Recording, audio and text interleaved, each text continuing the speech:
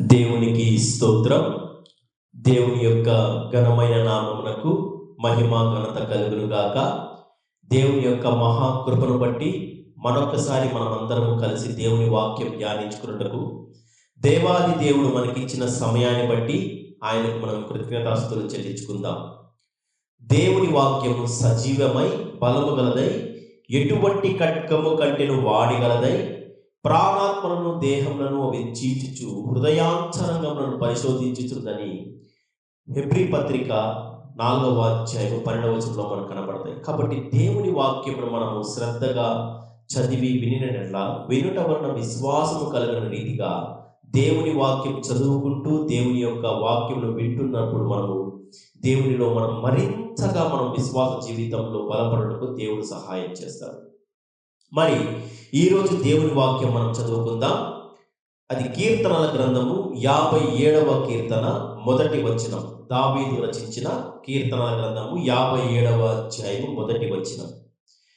నన్ను కరుణింపుము దేవా, నన్ను కరుణింపుము, నేను నీ శరణు జొచ్చి ఉన్నాను. ఈ ఆపదలు తొలగిపోవు వరకు నీ రెక్కల నీడను శరణు జొచ్చి ఉన్నాను. ఆమేన్. మనం ఒక చిన్న ప్రార్థన చేసుకుని మనకు వాక్య సందేశంను ప్రారంభించుకుందాం. ప్రేమ కలిగిన తండ్రి, కృపగల రాజా, మీ బంగారు పాదములకు వేలాది స్తుతులు స్తోత్రాలు చెల్లించుకొనుచున్నాను నా తండ్రి. ఈ యొక్క సమయంలో నా ప్రభా తండ్రి యేసయ్య, ఎందరైతే నైనా ఈ యొక్క వాక్యమును శ్రద్ధగా విని నేనా తండ్రి మీ యొక్క గొప్ప విజయాన్ని నా తండ్రి మేమందరము గ్రహించి నా ప్రభా మిమ్మల్ని స్తుతించి ఆరాధించే భాగ్యాన్ని నా తండ్రి మాకందరికీ మీరు దయచేయమని వేడుకుంటున్నాను నైనా తండ్రి. నన్ను నీ సులువు మాటను మరుగుపరిచి నన్ను నీ నోటి పూరగా వాడుకొని నైనా తండ్రి నా ద్వారా మా ప్రియులందరితో మీరు మాట్లాడమని మా ప్రభువును రక్షకుడునైనా యేసు క్రీస్తు పుణ్య దివ్య నామమును బట్టి పాపిని ప్రతిమాని వేడుకొంచిన పరమ తండ్రి, ఆమేన్. నన్ను కరుణింపుము దేవా, నన్ను కరుణింపుము, నేను నీ శరణు జొచ్చి ఉన్నాను అనే మాట ఇక్కడ మనం చూస్తున్నామండి. దావీదు గారు రచించిన ఈ కీర్తనలో ఈ యొక్క కీర్తన పైన హెడ్డింగ్ ఏమని రాయబడి ఉంటుందంటే, సౌలు చేత తరమబడి దావీదు అరణ్యంలో ఆయన దాక్కున్నప్పుడు ఆయన రచించిన కీర్తన అని ఉంటుంది. అనగా దావీదు గొల్యాతు పైన గొప్ప విజయాన్ని సాధించినా కానీ సౌలు దావీదు పైన ఈర్ష్య పెంచుకున్నాడు. ఎందుకనగా అక్కడ ఉన్న యెరూషలేము స్త్రీలు కొంతమంది సౌలుకు 1000 కొలదియు దావీదులకు 10,000 కొలదియు స్తోత్రం కలుగును గాక, ఘనత కలుగును గాక అని ఎప్పుడైతే వాళ్ళు ఆ యొక్క కీర్తన వారు అందుకున్నారో ఆ యొక్క వచనాలు విన్న వెంటనే సౌలు దావీదు పైన ఈర్ష్య పెంచుకొని ఎలాగైనా దావీదును చంపేయాలనేసి ప్రయత్నం చేసినప్పుడు సౌలు దేవుని చేత అభిషేకింపబడిన వాడు కాబట్టి అతన్ని ఏ హాని సౌలుకు చేయక తానే అరణ్యంలోనికి వెళ్ళి ఆయన దాక్కున్నట్టుగా మనం వాక్యంలో చూస్తున్నామండి. దావీదు తలుచుకుంటే సౌలు పెద్ద విషయం కాదు, కాకపోతే దేవుడు అభిషేకించిన వ్యక్తిని నేను నిర్మూలం చేయకూడదు అనేసి దావీదు సౌలుని ఎటువంటి హాని కలుగు చేయలేదు. ఆ సమయంలో దావీదు నన్ను కరుణింపుము దేవా, నన్ను కరుణింపుము, నేను నీ శరణుజొచ్చి ఉన్నాను, నేను ఏ తప్పిదము చేయలేదు నాయన, అయినా కానీ శత్రువు చేత నేను తరమబడుచున్నాను, నన్ను కాపాడునైనా అనేసి దావీదు ఆయన యొక్క కీర్తన రాస్తున్నాడు. ఇక్కడే కాదండి, దావీదు అనేక సందర్భాల్లో దావీదు దాదాపు 73 కీర్తనలు ఆయన రాసి ఉంటున్నాడు. అనగా 73 కీర్తనలు దావీదు రాసిన కీర్తనలు బైబిల్ గ్రంథంలో పొందుపరచబడి ఉంటున్నాయి. అందులో చాలా భాగము దావీదు ప్రార్థన, విజ్ఞాపన, స్తుతి, ధర్మశాస్త్రముల గురించి ఆయన అనేక వచనాలు ఆయన రాసుకుంటూ వచ్చినాడు.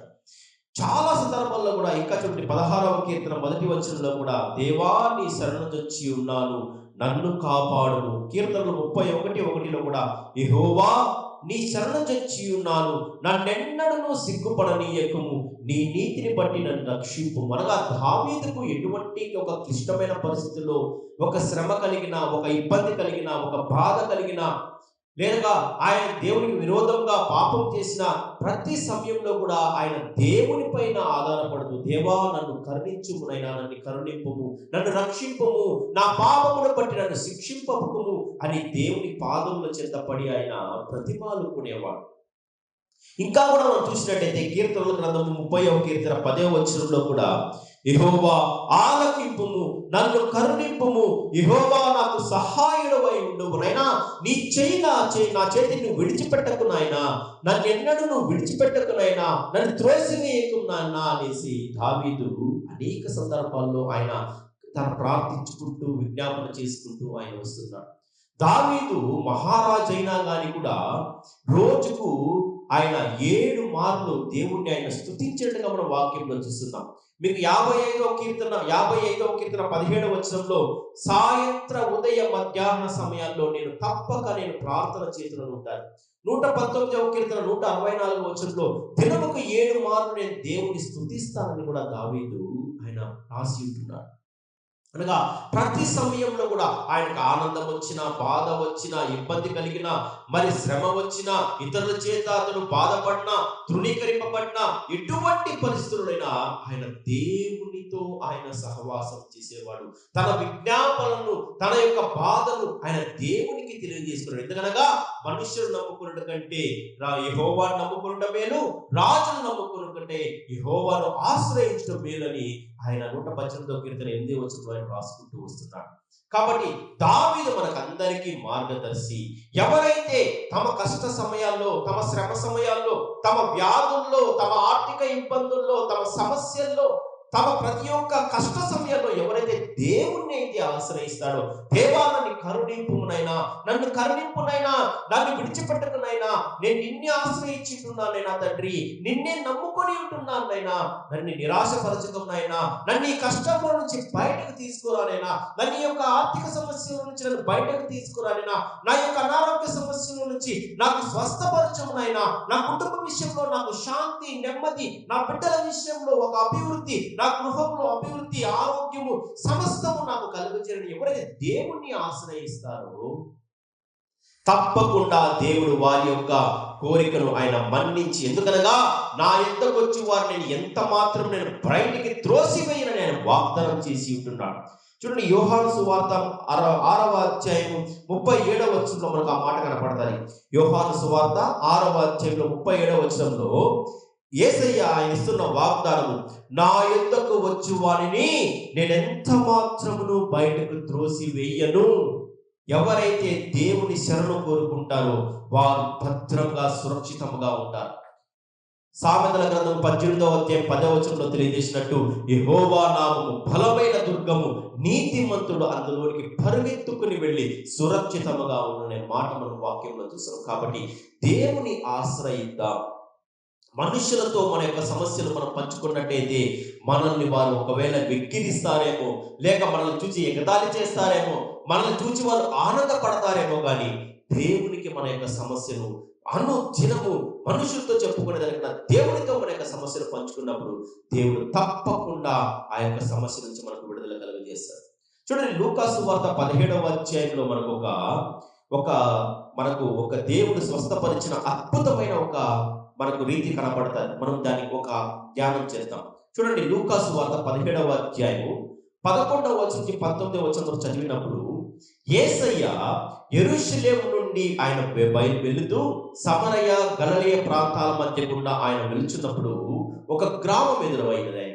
ఆ గ్రామం ఎదురైనప్పుడు ఆ గ్రామంలో 10 మంది కుష్ఠరోగులు యేసయ్య వద్దకు వచ్చి ఉంటున్నారు. అనగా యేసయ్య దగ్గరకు వాళ్ళు రాలేదు కానీ, సాహసం చేయలేదు కానీ, వాళ్ళు యేసయ్యకు దూరంగా నిలబడి, యేసయ్యా, యేసు ప్రభువా, మమ్మల్ని కరుణింపునైనా అనేసి వారు కేకలు వేస్తున్నారు. ఎందుకనగా ఆ కాలంలో కుష్ఠరోగులు వారు సమాజం మధ్యలోనికి రాకూడదు, ఊరి మధ్యలోనికి వారు రాకూడదు. వారు ఊరి వెలుపల ఎక్కడో దూరంగా నివసించాలి. వారు తల విరబోసుకోవాలి. నేను అపవిత్రుడను వారు ప్రకటించాలి. తమ పై పెదవి పైన వారు బట్ట కప్పుకొని వాళ్ళు మాట్లాడాలి. వారు ఊరి లోపలికి ఒకవేళ వచ్చినట్టయితే ఆ కుష్ఠరోగుల వారు ప్రజలందరూ వాళ్ళని రాళ్లతో కొట్టి చంపేసేవారు. అంత కఠినమైన నియమ నిబంధనలు కలిగిన ఆ కాలంలో వారు తెగించి యేసయ్య వద్దకు మనం వెళ్ళినట్టయితే తప్పకుండా ఆయన ఈ కుష్ఠరోగం నుండి మనకు విడుదల కలుగజేస్తాడు అని వారు విశ్వసించి యేసయ్య యొద్దకు వచ్చి వారు దూరంగా నిలబడి, యేసు ప్రభువా మమ్మను కరుణింపుమునైనా, మమ్మను కరుణింపుమునైనా అని వారు ప్రతిమాలుకొనుచున్నారు. చూడండి, లేవీకాండం 13వ అధ్యాయం 45, 46 వచనాల్లో మీకు ఒక కుష్ఠరోగం గురించి ఆ విధి విధానాలు, యాజకుడు కుష్ఠరోగిని ఎలా గుర్తించాలి, ఒకవేళ అతను కుష్ఠరోగిగా నిర్ణయింపబడితే అతడు ఎలా ఉండాలి, అతడు ఊరి వెలుపల ఉండాలి అనేసి ఆయన వారికి ఒక కట్టడ ఉండేదన్నమాట. చూడండి, లేవీకాండం 13వ అధ్యాయం 45, 46 వచనాల్లో ఆ పొడగల కుష్ఠరోగి వస్త్రములను చింపివేయవలెను, వాడు తల విరబోసుకొనవలెను, వాడు తన పై పెదవిని కప్పుకొని అపవిత్రుడను బిగ్గరగా పలకవలెను. ఆ పొడవానికి కలిగిన దినములన్నీ వాడు అపవిత్రుడై ఉండును. వాడు అపవిత్రుడు గనుక ప్రత్యేకముగానే నివసింపవలెను.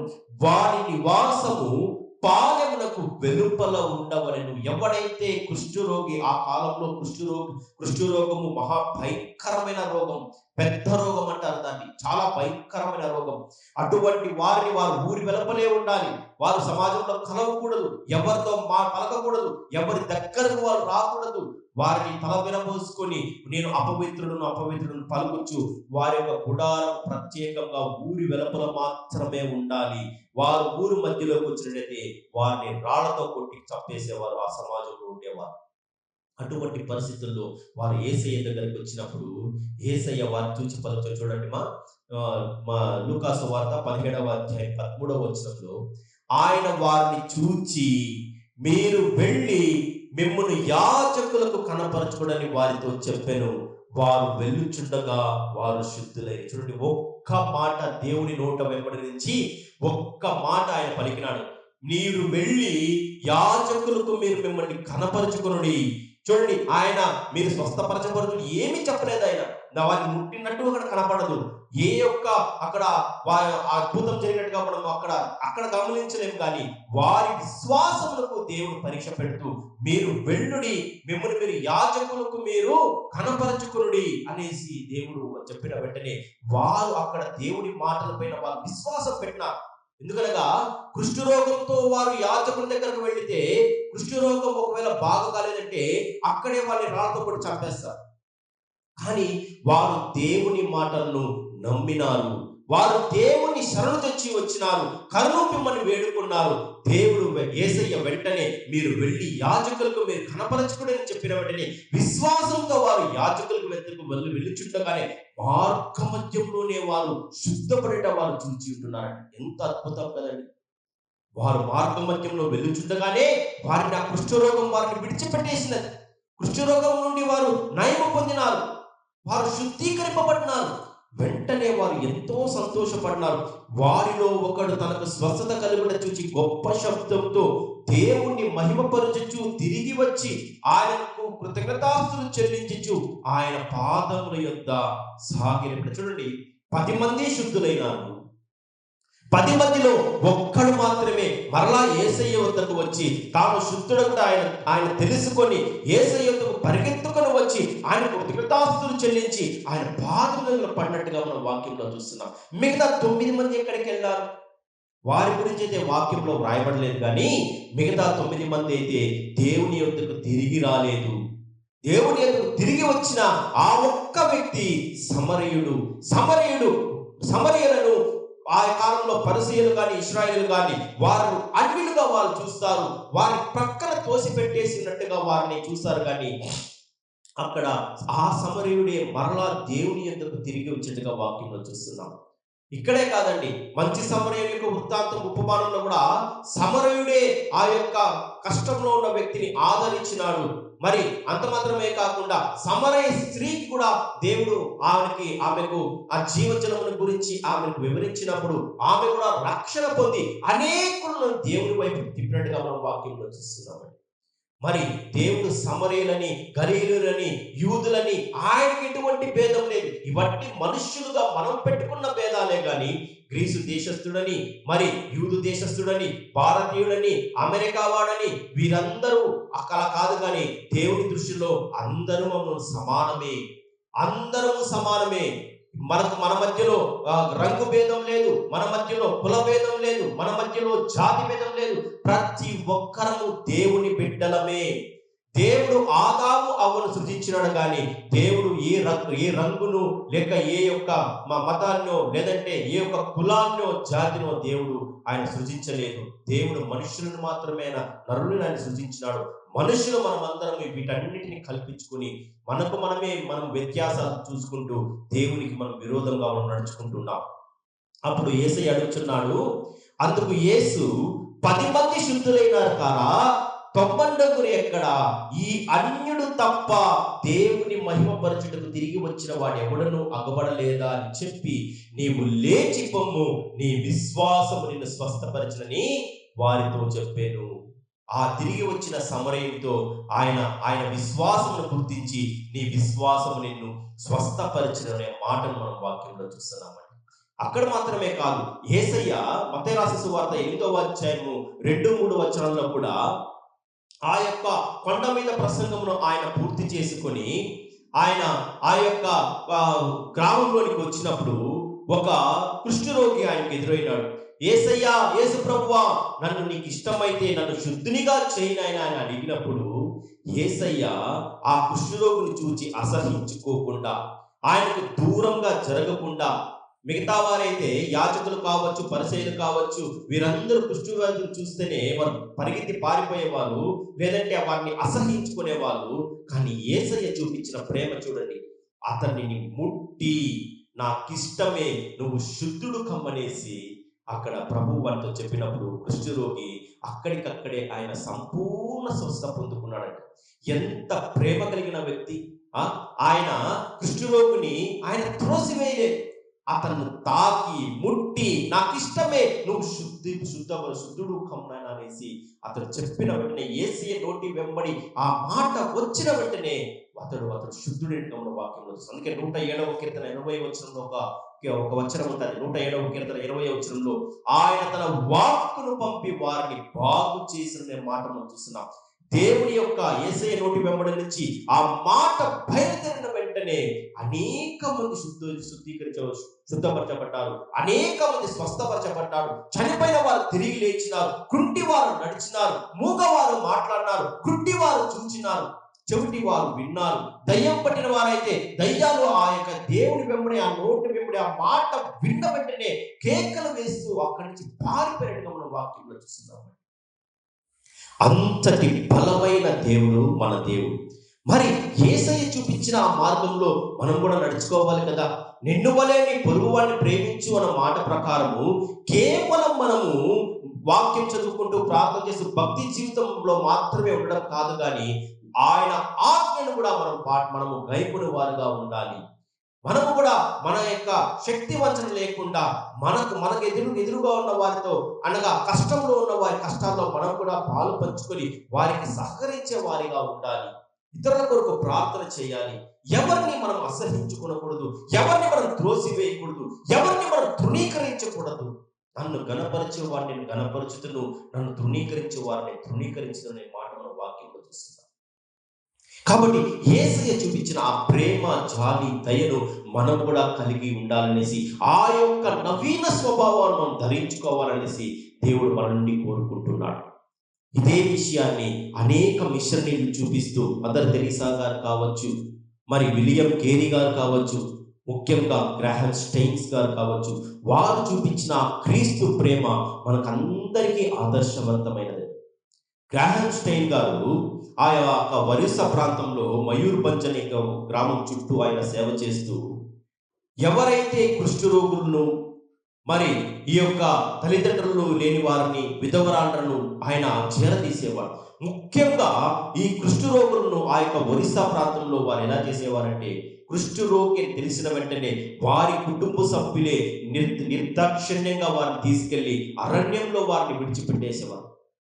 అరణ్యంలోనే ఉండాలి వారు, పాలెంలోనికి రాకూడదు, ఊరి లోపలికి రాకూడదు, ఎవరితో కలవకూడదు, దూరంగా అడవుల్లోనే ఉండాలి వారు. ఆహారం దొరికినా, అనారోగ్యం పడినా, ఏం జరిగినా వారు అక్కడే ఉండి అక్కడే మరణించాలి, కానీ మరలా వాళ్ళు సమాజం మధ్యలోనికి రావడానికి వీలు లేదు.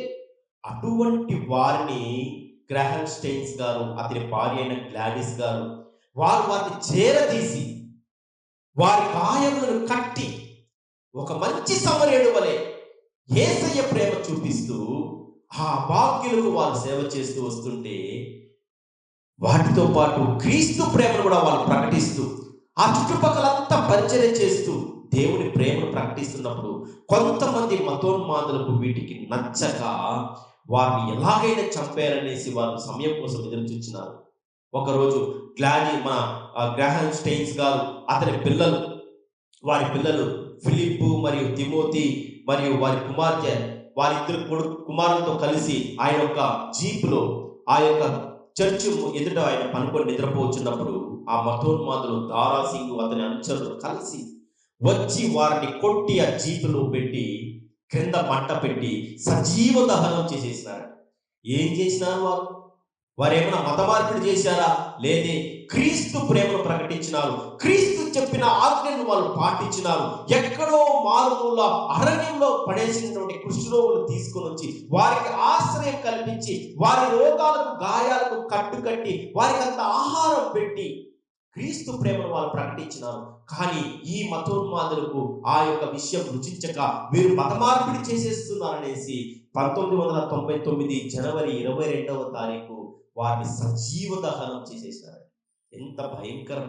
మరి వారు హతసాక్షులుగా ఈ రోజు వారు దేవుని సన్నిధిలో వారు సంతోషంగా ఉన్నారు. అతడు గ్రాహం స్టెయిన్స్ మరియు ఫిలిప్పు అతని కుమారుడు తిమోతి గారు, వీరు ముగ్గురు దేవుని సన్నిధిలో సంతోషంతో ఉంటున్నారు. మరి ఆయన భార్య అయిన గ్లాడిస్ కూడా తన క్రీస్తు ప్రేమను చాటిస్తూ వారిని క్షమిస్తున్నాను, నా క్రీస్తు ప్రేమను నేను ప్రకటిస్తున్నాను, మేము ఒకరినొకరు మీరు క్షమించుకొనుడి అనే మాట ప్రకారం నేను నా యొక్క భర్తను పిల్లలు చంపిన వారిని నేను క్షమిస్తున్నాను అని ఆమె పలికిన వెంటనే దేశమంతా ఆమె వైపు నిలబడింది. భారతదేశము ఆమెను గుర్తించి ఆమెకు పద్మశ్రీ అనే ఒక టైటిల్ కూడా ఆమెకు దేవుడు మన ప్రభుత్వం ఆమె ప్రకటించినారు. అయినా ఏం జరిగినా కానీ వారు చూపించిన క్రీస్తు ప్రేమ, ఎవరైతే కష్టాల్లో కన్నీటిలో అభాగ్యులుగా ఉంటున్నారో మనం కూడా క్రైస్తవులుగా మాత్రం ఉండడం మాత్రమే కాదు, కానీ దేవుని బిడ్డలుగా మన కర్తవ్యం ఏమనగా వారిని చేరదీయాలి. అలాంటి వారికి మనం కూడా సహాయం చేసే వారిగా ఉండాలి. వాక్యమును మనం చదవడం మాత్రమే కాదు, వాక్య ప్రకారం మనం జీవించడం కూడా మనం నేర్చుకోవాలి.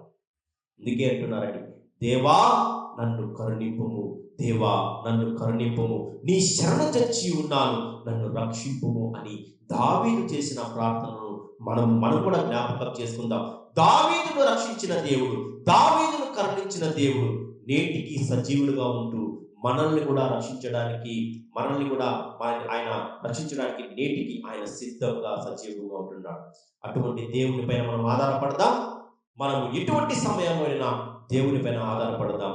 దేవునికి స్తోత్రం. హల్లెలూయా, ఆమేన్, ప్రైజ్ ది లార్డ్. మరి యొక్క వాక్య సందేశం మీకు ఆశీర్వాదకరంగా ఉన్నట్టయితే దయచేసి మీరు వింటున్నారు, చూస్తున్నారు, మీరు వాటిని లైక్ చేయండి, మీరు షేర్ చేయడం కూడా మర్చిపోకండి. ముఖ్యంగా మా ఛానల్ని సబ్స్క్రైబ్ చేయండి. మరిన్ని దేవుని సందేశాలు మరియు దేవుని యొక్క ఆంధ్ర క్రైస్తవ కీర్తనలు కావచ్చు, లూథరన్ దైవారాధన గ్రంథంలోని పాటలు కావచ్చు, పాత పాటలు వాటిని బతికించాలని మా యొక్క ప్రయత్నం.